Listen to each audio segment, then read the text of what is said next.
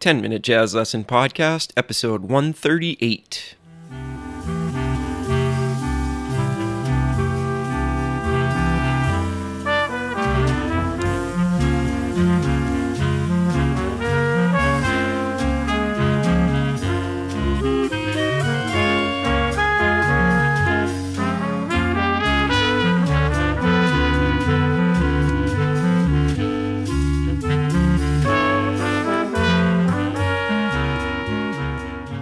Hey everybody, welcome back to episode 138 of the 10-Minute Jazz Lesson Podcast. My name is Nick Manella. I'm the creator and host of the show, and I wanted to start by thanking you all for such a fantastic year. This year has flown by. This is the last episode of 2018, and I can't believe how lucky I am to be able to bring this to you guys every week. And I just wanted to express my gratitude for all of the people out there that keep tuning in week after week and have helped this podcast and our Patreon community grow by so much this year.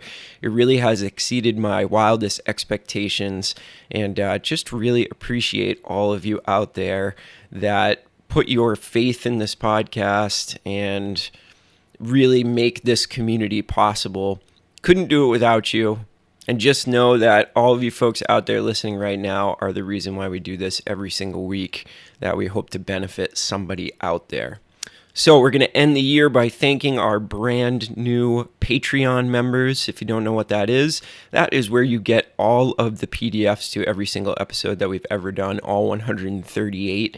And that community has also grown by leaps and bounds. So to all of those people out there that are giving us their hard-earned money each and every month, you are the people that make this financially possible to keep this coming at you. It covers our hosting fees and all the other stuff that we're trying to do to kind of further along our educational efforts.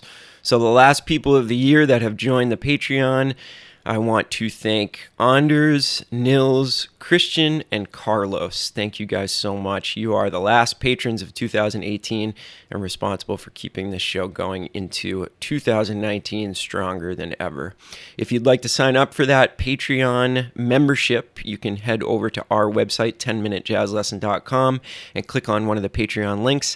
Only costs you $3 a month, and you get access to well over 100 PDFs that are super valuable for you as a jazz musician.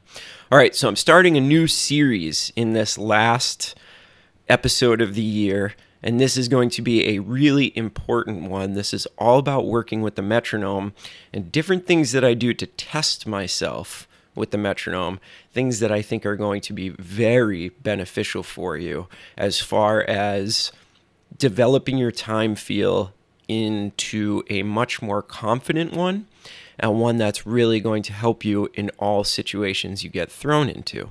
So one thing that we experience as jazz musicians is that we all know that jazz is not limited to one particular style. I mean, swing is kind of the prevailing style when it comes to being a jazz musician, but if you've played on any kind of stage anywhere, been in this game for a while, you know that there's so many different feels that we have to know. There's so many different styles that we have to get familiar with and be confident with, and we don't want to be left behind on any of that stuff. And the metronome, as I always preach, should be one of our best friends in the practice room. It should be on the majority of the time that you're in the practice room.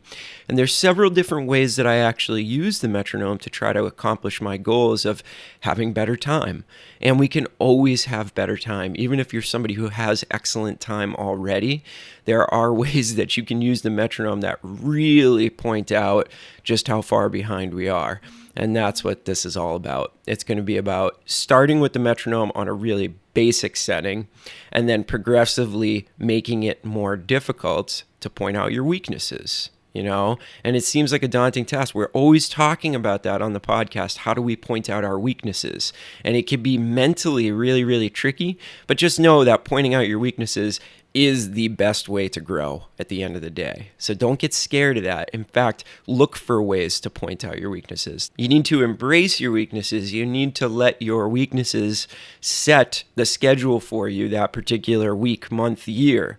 You shouldn't be working on stuff that you're already good at Okay? End of rant. But anyways, let's talk about this. Maybe your weakness is just using the metronome in general. Maybe you're super uncomfortable turning on the metronome and you can feel yourself getting really frustrated. You can feel yourself kind of dropping the ball even when the metronome just gets turned on. That could be where to start, right? And the first thing, in fact, that I'm doing for you this week is we're just going to start with the metronome on all 4 beats. And I don't care about tempo. That's a big thing too. You need to start at whatever tempo makes this exercise possible. So don't get caught up in the fact that, like, you go on Instagram and you hear all these saxophone players just totally ripping at 300 BPM. You hear all these piano players, using both hands totally independently, going through rhythm changes at 350. Don't worry about that. Start where you need to start, and eventually you will get to that point. So tempo is totally irrelevant. In fact, the slower you start, the better. That's going to pay off a heck of a lot more than trying to jump in the deep end right away. Now, what we're going to start by doing is I've written this line for you, and the material here is almost kind of irrelevant in terms of like the actual line I've written for you, but I feel like the line that I've included on the PDF this week is a fairly easy one. It's indicative of a line that you might actually play in a tune. It's actually over a 2-5-1, even though I haven't included any chords in the exercise. You could play this over anything. And you don't even have to apply this line to anything. That's not what this episode is all about. I simply want you to use the metronome. So the line is comprised of 99% eighth notes. I threw 1 quarter note in, and I threw 1 triplet in, just to make sure that it wasn't all eighth notes. But it's not rhythmically challenging. I'm not trying to throw, quintuplets at you and double time stuff. It's all about starting at a point where you can really just concentrate on the metronome and how you're playing with that metronome. So if you want to, just play a scale, just play a major scale, play something that's very simple for you, something that you can get through without really thinking about it. And that'll help you focus most of your energy on the metronome. So what we're going to start by doing is simply just playing this line that I've included with the metronome on all 4 beats. The most simple application of using the metronome. We always want to start from that point, make sure that sounds really good, is really solid before we go on to anything else. So here's the line with the metronome on all 4 beats. Very, very simple.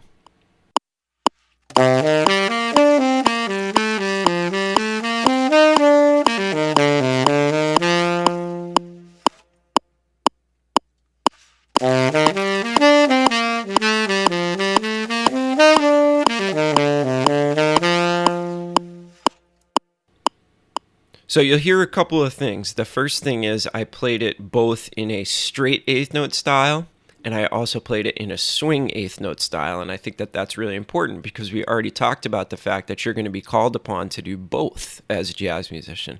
We play swing eighth notes, we play straight eighth notes, depending on the style of whatever tune we're playing. So I highly suggest that you do both. You don't need to do both in the same practice session, but I do recommend working on both. Now, what I'm trying to do in that exercise, which I may or may not be succeeding at, I'm trying to play down the center of the beat as much as I possibly can. I'm trying not to push. I'm trying not to lay back. I have a major tendency to lay back. I hear the time on the back side of the beat. But when I'm working on this stuff, I'm very consciously trying to do one thing or the other. And I was trying to put it in the center of the beat. That's much harder to do when you're swinging, right? And you probably hear that my natural tendency to lay back is coming through a little bit. So I highly recommend recording yourself when you're doing this, because when you're actually playing it, you're not going to be able to tell where you are on the beat. You're not going to be able to tell whether you're succeeding or failing with this. So record yourself. I can't stress that enough. That is the key to this whole thing. You need to be able to evaluate the way that you're playing away from when you're actually in the act of playing. Okay, I've talked about this before. So now what we're going to do is we're going to only have the metronome give us half the feedback that we just got. The metronome, when we put it on all 4 beats, is really giving us a bunch of feedback. It's reassuring us every single beat. So now I'm going to do something that is classic sort of jazz musician tool with the metronome. I'm going to put the metronome on 2 and 4. And that's going to give me a sense of swing. So I'm definitely going to swing it this time, because when we start to feel that strong rhythmic beat on 2 and 4, we can't help but want to swing. This is going to be a heck of a lot harder. If you've never done this before, this might be the first time where it really starts to get difficult and a little bit discouraging. So that was at 120. I'm going to keep the tempo at 120, but now the metronome is going to be set at 60, and I'm going to hear each click as beat 2 and beat 4. Let's check out what that sounds like.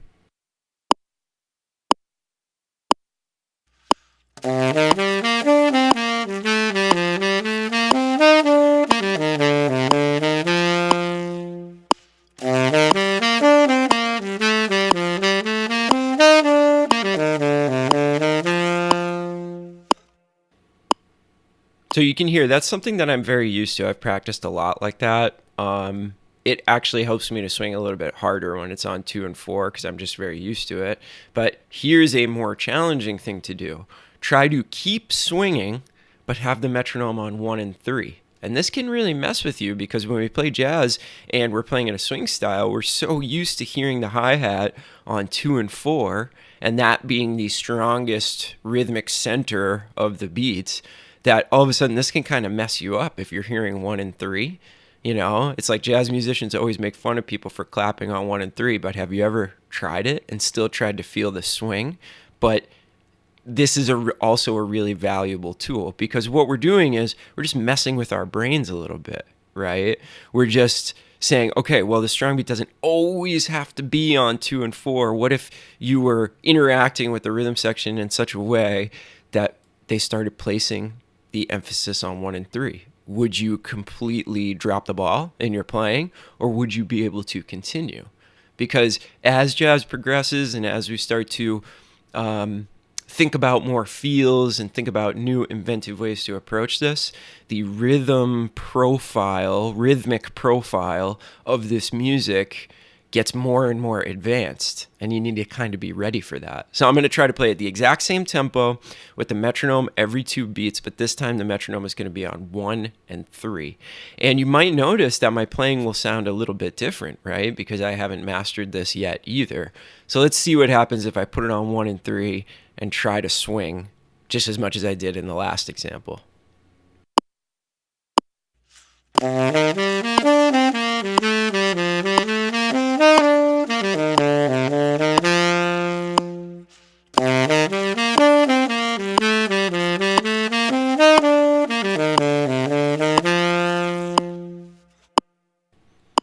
So you might not be able to hear it, but I can definitely hear that my playing changes. My feel changes when I do that. So that's something that I still have to work on in a major way. Can I still retain that exact same feeling, but with the metronome giving me that different feedback on those different beats? Right? So this is super important. We're going to talk about a lot of other stuff that we can do in the next couple of weeks. I haven't decided how many episodes I'm going to do on this yet, but we're going to get into some pretty majorly advanced stuff. But if you're just starting to do this, or you feel uncomfortable working with the metronome in general, spend a bunch of time just working on these 3 metronome settings that I've shown you in this episode. Promise you that your feel is going to get a lot better. Remember, jazz is a rhythmic forward music. If you don't have a good sense of rhythm, if you don't have a good sense of time, it does not matter how advanced harmonically you become. It's always going to sound less than stellar if you don't have that great feel. Rhythm is not just for drummers. It is for all of us. And we can find countless examples throughout the history of this music where the best horn players, the best piano players were all super rhythmically advanced. So don't ignore this to say, well, I'm going to leave the rhythm to the rhythm section. Nope, we all need to work on this stuff. Okay? Shoot me any questions that you might have, 10minutejazzlesson@gmail.com. And I just want to wish everybody a very, very happy new year out there. Again, thank you so much for supporting this podcast all throughout 2018. We really appreciate it, and it brings me so much joy to be able to bring these episodes to you every week, and I hope you get something out of them. That's our one goal, is that we're really benefiting people out there. So have a fantastic new year, and we'll see you in 2019 with a brand new episode. All right. Have a great week, everybody. Talk to you soon. Bye.